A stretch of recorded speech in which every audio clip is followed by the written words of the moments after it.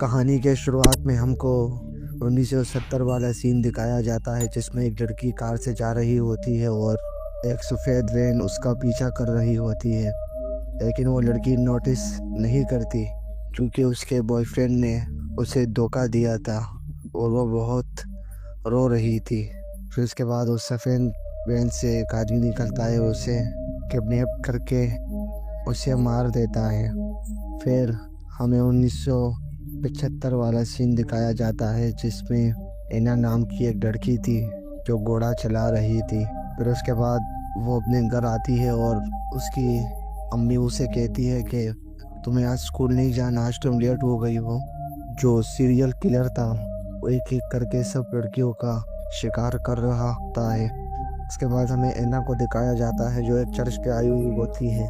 फिर उसके बाद वो गैस स्टेशन पे जैसे ही गैस भरवाने के लिए रुकते हैं तो एक सफ़ेद वैन इन लोगों का पीछा करती है, लेकिन एना ये बातें नोटिस नहीं करती। जब एना की स्कूल से छुट्टी होती है तो वो अकेले आ रही होती है जंगल के रास्ते से। तो एक वैन उसका पीछा कर रही होती है, लेकिन एना को पता नहीं चलता और वो अपने घोड़े के अस्तबल में जाती है और इसे चारा खिलाती है। जैसे ही वो बाहर निकलती है तो वही सफ़ेद वैन बाहर खड़ी थी और वो इधर उधर हो रही थी, जिससे एना बहुत डर जाती है। और एना अपनी माँ को ये बात बताती है कि बाहर एक सफ़ेद वैन खड़ी है, लेकिन एना और उसकी बहन की लड़ाई हो रही थी किस बात पर, तो वो दोनों इसकी बात नहीं सुनती। तो उसके बाद सुबह जब एना स्कूल जाती है तो उसकी फ्रेंड उसे कहती है कि बड़ी वर्क की पार्टी है, तुम सबको आना है। तो वो कहती है ठीक है। फिर उसके बाद एक लड़के को दिखाया जाता है और दिखने में ऐसा लग रहा था कि ये दोनों एक दूसरे से प्यार करते हैं, लेकिन अपना इजहार अभी तक इन लोगों ने नहीं किया हुआ था। रोड से जा रही थी घर के लिए तो वह सफ़ेद वैन एना का पीछा कर रही थी, तो उसकी दोस्त सा हो जाती है और उस वैन वाले को गालियाँ भी देती है और बहुत बुरा भला कहती है और एक पत्थर उठाकर उसके गाड़ी पे दे मारती है। तो वैन वाला कुछ नहीं कहता और वहाँ से चला जाता है। जैसे ही एना घर पे पहुँचती है तो वो सफ़ेद वैन उधर ही खड़ी हुई होती है। एना ये देखकर बहुत ज़्यादा घबरा जाती है। उसकी घबराहट और भी बढ़ जाती है जब वो देखती है कि एक अजीब आदमी उन लोगों के घर से निकल रहा था। तो वो और भी डर गई, लेकिन वो एक प्लम्बर था जिससे एना को कुछ राहत मिली। एना जब घर के अंदर जाती है तो वो देखती है कि उसके मॉम और डैड ने उसकी बहन के लिए एक नया फ़ोन लिया हुआ था।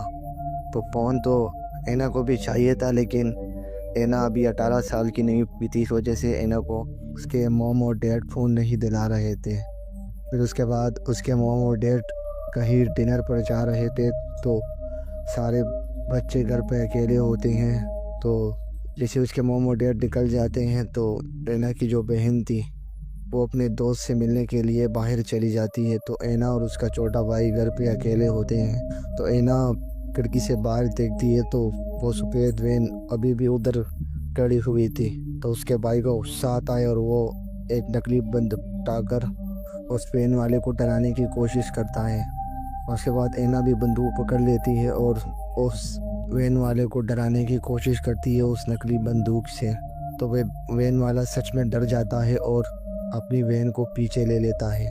जैसे ही उसके मॉम और डैड आते हैं तो उसका भाई अपने डैड से कहता है कि बहुत टाइम से एक सफ़ेद वैन हमारे घर के बाहर खड़ी हुई थी। तो वो कहती है कि तुम्हारी बड़ी बहन कहाँ पर थी। तो वो उसे कहता है कि उसकी बड़ी बहन जैसे आप लोग निकले तो हमारी बड़ी बहन भी किसी से मिलने निकल गई। और फिर उसके बाद एना कहती है कि मैं स्कूल पे जाती हूँ तो ये वैन होती है, मैं कहीं पर जाती हूँ तो ये वैन होती है, ये वैन अभी यहाँ पर भी आ गई मेरा पीछा करते करते, ये वैन मेरा पीछा कर रही है डैड। तो उसका डैड उससे ज़्यादा सीरियसली नहीं लेता और उसे कहता है कि कोई मुसाफिर होगा जो रास्ता भटक गया होगा, इस वजह से वो यहाँ पे रुक गया होगा, इसमें डरने की कोई बात नहीं है। फिर उसके फादर उसकी बड़ी बहन से फ़ोन ले लेते हैं, उसका बाहर जाना भी बंद कर देते हैं। बात एना जब ऊपर जाती है सोने के लिए तो वो जब खिड़की में देखती है एक आदमी उन लोगों के घर के बाहर सिगरेट पी रहा होता है। ये देखकर ऐना बहुत ज़्यादा डर जाती है और अपने फादर को आगे बताती है कि देखो कोई बाहर खड़ा हुआ है और हमारी घर की तरफ देख रहा है। तो उसका फादर जो था वो गन लेकर बाहर निकल जाता है। कुछ देर बाद वो आता है तो वो कहता है कि मैंने देखा वहाँ पर कोई भी नहीं था, बस कुछ जानवर थे। ऐना जब अपने घोड़े के ऊपर बैठी हुई थी और घूम रही थी तो फिर से वो सफ़ेद वैन मुझे नज़र आती है। ऐना बहुत ज़्यादा खौफज़दा हो जाती है और बहुत ज़्यादा डर जाती है। इसके बाद ऐना को ओलिवर की पार्टी के लिए तैयार भी होना था। उसका दिल तो नहीं कर रहा था कि वो उस पार्टी में जाए, लेकिन जब उसकी दोस्त ने उसे कॉल की कि तुम्हारा वो दोस्त कह रहा था कि तुम कौन सी ड्रेस पहनोगी, तो फिर ऐना ओलिवर की पार्टी के लिए मान जाती है और उसकी दोस्त और वो एक घोड़े पे बैठकर पार्टी के लिए रवाना हो जाते हैं। जब वो ओलिवर की पार्टी में जाती है तो उसका जो दोस्त था उससे अपने प्यार का इजहार कर देता है और ऐना ये सुनकर बेहद ज़्यादा खुश हो जाती है कि ऐना भी उससे बहुत ज़्यादा प्यार करती थी। तो इसके बाद ये सही पार्टी ख़त्म होती है उसकी और वो उसकी दोस्त जा रहे होते हैं। तो वहाँ पे उसकी दोस्त उससे अलग हो जाती है और ऐना जैसे ही उस सफ़ेद वैन को देखती है तो वो घोड़े को तेज़ भगाने की कोशिश करती है, लेकिन उसका घोड़ा कहीं एक चीज़ से लगकर गिर जाता है और उसका घोड़ा भी कहीं चला जाता है। उसके बाद वो किलर ऐना को इधर उधर ढूंढ रहा था और ऐना मौके का फ़ायदा उठाकर वैन के नीचे छुप जाती है। और जैसे ही वो किलर इधर उधर ढूंढता है, ऐना नहीं मिलती तो वो चला जाता है। ऐना जब थोड़ी आगे जाती है तो ऐना को अपना घोड़ा भी मिल जाता है। ऐना जैसे ही घोड़े के अस्तबल में जाती है तो वो किलर उधर ही उसका इंतज़ार कर रहा होता है।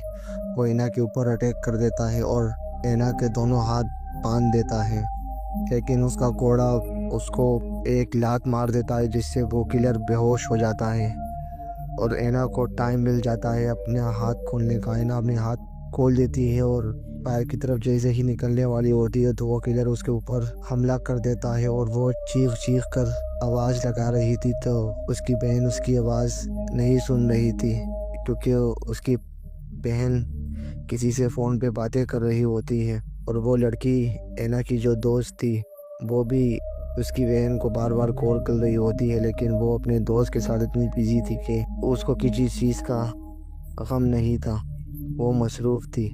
उसकी बहन फिर पास आ जाती है उस किलर से जान बचाते हुए और गेट को ज़ोर ज़ोर से मारती है। तो उसकी बहन आखिरकार आवाज़ सुन लेती है और अपनी बहन को जैसी देखती है तो वो दोनों अंदर चली जाती हैं और वो किलर भी उन लोगों के पीछे पड़ा हुआ होता है और वो घर के अंदर घुस जाता है। वो लोग ऊपर चढ़ जाती हैं और उधर से ही वो नीचे की जानिब जंप लगा देती हैं और जैसे ही किलर उन लोगों को पकड़ने वाला होता है तो किलर का पाँव फिसल जाता है और किलर नीचे गिर जाता है। तो उन दोनों को टाइम मिल जाता है अपनी गाड़ी को पहुंचने के लिए। जैसे ही वो लोग गाड़ी स्टार्ट करते हैं तो वो किलर उसकी बड़ी बहन को पकड़ लेता है। तो जैसे ही गाड़ी स्टार्ट हो जाती है तो किलर का हाथ छूट जाता है और फिर किलर इन लोगों के गाड़ी के आगे खड़ा था तो ऐना किलर के ऊपर गाड़ी दे मारती है जिससे किलर ज़ख्मी हो जाता है। और आखिरकार पुलिस भी आ चुकी थी क्योंकि उसके दोस्त ने पुलिस को पहले से ही कॉल कर दिया था और पुलिस उधर उधर देखती है, लेकिन वो किलर भाग चुका था। और फिर उसके बाद हमें कुछ टाइम बाद दिखाया जाता है कि एक आदमी एक सफ़ेद वैन ले रहा होता है। ये वही सीरियल किलर होता है जो और लड़कियों को मारने की तैयारी कर रहा होता है और उन लोगों के कुत्तों के ज़रिए बहुत सी लड़कियों की लाशें मिली हुई होती है जिसे उस सीरियल किलर ने मारा हुआ होता है। इसी के साथ ये कहानी यहीं पर ही ख़त्म हो जाती है।